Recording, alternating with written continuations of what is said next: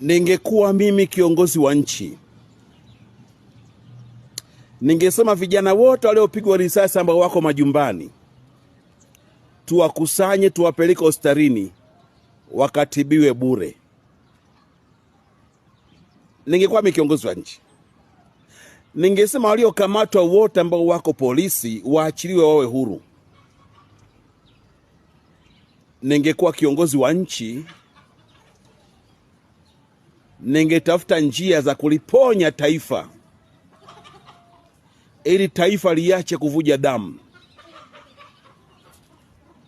Ningetafuta njia ya upatanisho, ningetafuta njia ya maelewano ili taifa liwe moja,